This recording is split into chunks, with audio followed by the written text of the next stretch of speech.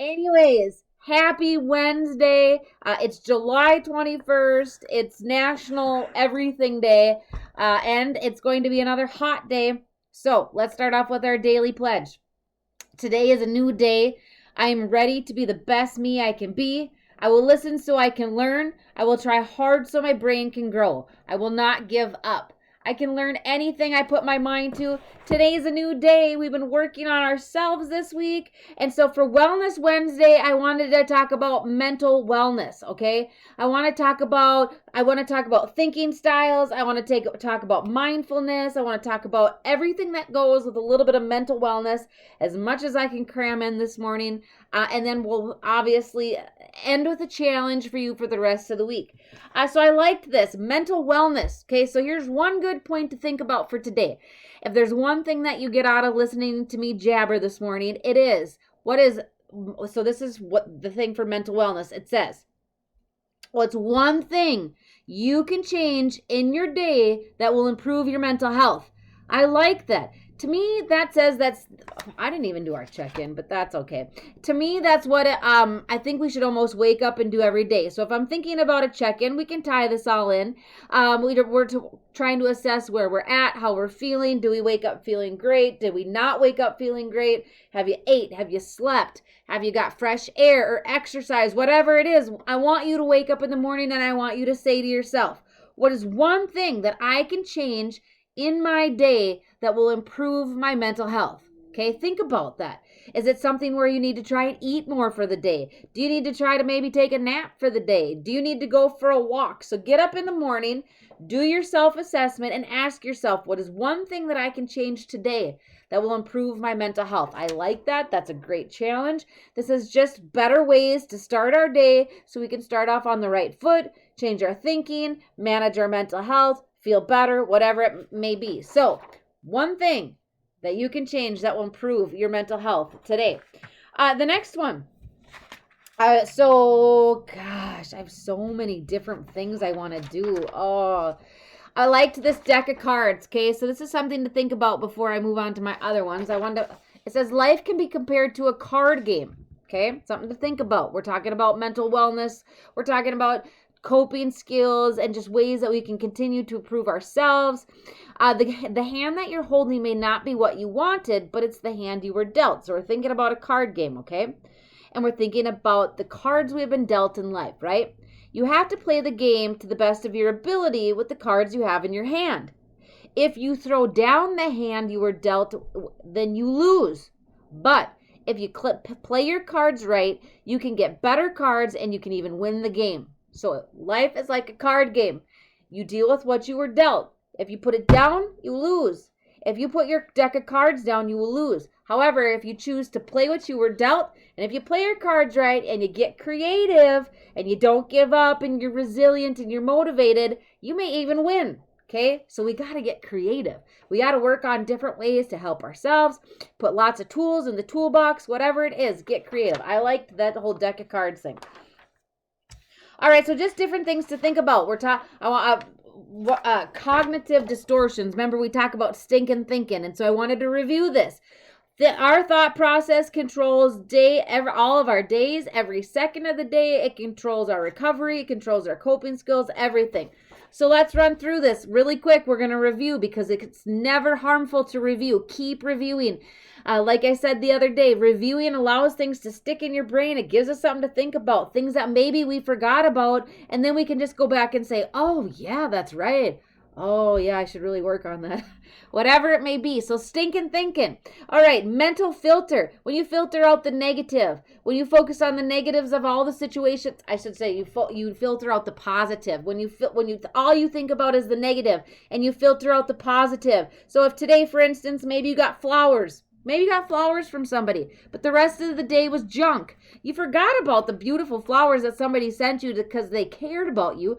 All you could focus on was all the junk that happened and all the negativity. So that's a little small, silly example. Disqualifying the positive, overgeneralizing. When you're overgeneralizing, if you had a bad experience at the clinic, okay, that doesn't mean the entire clinic is full of rotten doctors, right? I just hear people say that, oh, I had a bad experience there, so I don't go back there. But if you had a multiple bad experiences with multiple different people, maybe that would be a different story. However, one bad experience should not put that into a one category of just being bad, right? And so sometimes we do that to ourselves. Or maybe you had like one bad apple in a batch of apples, therefore they're all bad and you throw them all away. That's overgeneralizing. That's taking one experience and putting it into a specific category, and then that's what's in your thought process. However, that's not necessarily true, so we need to take a step back from that. Jumping to conclusions, if you're mind reading or fortune telling, if you think that somebody looked at you funny, therefore they think that you look awful or that you're a bad person, they may have just been looking funny that day, right? Sometimes we do that to ourselves where it's like, gosh, did you see so-and-so today? They looked really crabby. You can't always assume what you see on the outside is what's actually going on. And you can't fortune tell, right? So if you think that something's going to happen, that's why I'm not going to go, or my anxiety is going to get worse because this might happen and I think this is what's going to happen. That's fortune telling. Again, that really changes. We start to focus on that negative thought that we don't even know if it's true or not. Catastrophizing, we know what that means. Minimizing. If you're magnifying certain situations, right, making a mountain out of a molehill, if you're catastrophizing, that changes situations again, and that puts it in kind of overgeneralizing. Do you see? These are all kind of linked together. Once that stinkin' thinking starts, it's kind of a downward spiral, and it all just starts to go. Personalization is when you start to think that blaming things for yourself, playing the victim role, blaming others. But personalization, if you think something happened because of you, but it didn't necessarily. And so when you are like having a bad day, okay, I want you to take a look at your thinking. What are you thinking? What triggered those thoughts? What are you doing? This leads to other things, okay, called rumination. So that's just a small review of stinking thinking. And I know there's more out there. There's the shooting on yourself, the shoulda, coulda, woulda, black and white thinking, things like that. And so we know that there's tons of thought styles out there. I just want you to review it. I want you to go back and think about it. If you notice that maybe your mental health has been, kind of on the decline lately, or you haven't been feeling very good, or your anxiety is high, I just kind of want you to go back and think about those thinking styles. Think about where you're at. Maybe there's something that needs to change. Maybe you've been stuck in a certain thinking style that's creating more symptoms. However, from thinking styles leads to rumination. Now, we've never really talked about that. I think a lot of us have probably heard, stop ruminating about that. Oh, you're just ruminating about that, right? We've heard that word many a times, rumination. What does it mean? I mean, really, if you've never been told the exact definition of it, maybe you don't know what it means. So I'm going to tell you. Rumination is dwelling on difficulties and things that cause us distress. Repeatedly thinking about events from our past, becoming preoccupied with something and not being able to get it out of your mind. It's a learned strategy for trying to deal with our problems. Sometimes we think that if we think about something every second of the day, day after day after day, it's going to change. Okay, so we feel like if we ruminate about things and get distressed, if we let it spin in our minds, eventually it's going to get better or solved, right? No, it doesn't. Generally, it doesn't. All that rumination does is it increases our anxiety through the roof. It can cause panic attacks. We can get super depressed. We're unorganized. We lose our train of thought. We have zero focus. We just don't feel good. It tears us down. We get burnt out. Rumination is bad. So although we think it's okay to worry and process and ruminate about things as a way of hoping that it's going to get better, I will assure you that it will not. Now, sometimes we can think about things a lot. Sometimes when we sit down and we process things a lot, we can come up with better solutions, or we can come up with a plan. That's a little different. However, if you're ruminating, it's a nonstop thought for days on end every second of the day, That is that's going to hurt your mental health. It's definitely not going to help you come up with a solution to the problem, okay? So, is rumination normal? They say, yes, of course it is. We all ruminate. Rumination, to some extent, for everyone, is just kind of what we do. It dwells on problems. Thinking about our problems can be helpful, especially if we can find a solution. However, that's what I just said. It's when it becomes days and days and days on end. Let's see here. Although rumination is normal, excessive use can become a problem. We just talked about that. So what are the problems with rumination? Unhelpful thoughts. It tends to focus on causes and consequences instead of solutions. Sometimes when we ruminate, all we think about, well, if I do this, this is going to happen. And this isn't going to be good. And then if this isn't good, then this is going to happen, right? So it's just a bad deal. Rumination tends to focus on what's going wrong, can lead to more negative thinking. When used excessively, rumination could lead to depression. It can make us maintain depression. We don't want to maintain depression, right? So rumination can cause us to get depressed and then keep us in depressed mode because our brain is repetitively doing things, cycling things over and over and over with cause and consequence and no solution. Unhelpful rumination can also lead to inactivity, avoidance, and anxiety. We don't want to do that. So this I thought was kind of interesting. Relabeling perceptions, okay? So we're talking about stinkin' thinking. We're talking about rumination. We're talking about our thoughts. It's wellness, okay? Mental wellness, and it comes from our thought process. I thought this was kind of cute. You could take like a sheet of labels, okay? They say take a sheet of labels. Have you ever seen them that you could put in the printer and make labels? Take a sheet of labels, okay? So here's the tip. I got to back up. It says when you relabel the way you view things, you can lessen your anxiety and stress, okay? So take a sheet of labels with 2 rows, okay? On one side, write a thought that causes you anxiety and stress, such as, it would be terrible if I said something stupid in a meeting or in a group of people. It would be embarrassing if I said something stupid. Now relabel that thought on the other side, saying like, nothing is stupid if I say it the way I think. I'm entitled to my own opinions. It's okay if I don't say the right thing. If they care about me as a person, they won't judge me. Whatever it is. So on one side of the label sheet, you write the thought that's causing you stress. And then on the other side of the label sheet, you write something positive to relabel it, reframe it. So we're relabeling. Then it says take the positive sticky off and put it over onto the negative one.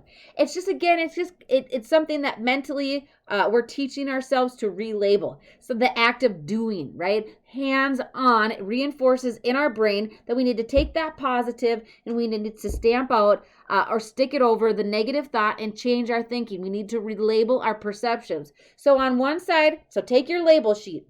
On one column, you're going to write down all of the negative perceptions that you have, all of the things that hold you back. I can't go to Walmart at noon. There's too many people and I'll have a panic attack and freak out. Well, on the other side, you can say, I can go to Walmart at noon and I can use my coping tools that I've been learning from Becky. Now take off that positive, go over and put it on the negative, and we're going to relabel it. And now from now on, we're going to use that positive thought because we covered up that negative thought and it needs to go away, right? So I thought that was kind of cute. Again, it's just another way to kind of stick things into your brain. I like hands-on. I like to see things and do things, and that gets it stuck up here. So get your label sheet out, do one side of negative perceptions, then change it to a positive, take that positive off, stick it on the negative, and there you go. We changed our thinking, and now we don't get to go back there because it's covered up. So that's relabeling our perceptions. Oh, goodness. I'm going to run out of time. Let's just do this, okay? One more thing, and then I'm going to give you your challenge. So we're going to take a mindful break. So we're talking about thinking and relabeling and rumination. Sounds like we need to take a mindful break. We need to take a little mental break so our brain doesn't quit working and shut down on us, and that causes a lot of problems too. So break. Think about break. B-R-E-A-K, okay? The B is for breathe. Take a 5-second breather, slow down. Take 5 deep breaths, 10 deep breaths, whatever it may be. R is rest. Close your eyes, deep breathe, relax, take a second. E, empowering words. Say 3 things about yourself. Positivity. Say 3 things about yourself. Absorb is A. Check in with your senses. What do you see, smell, hear, taste?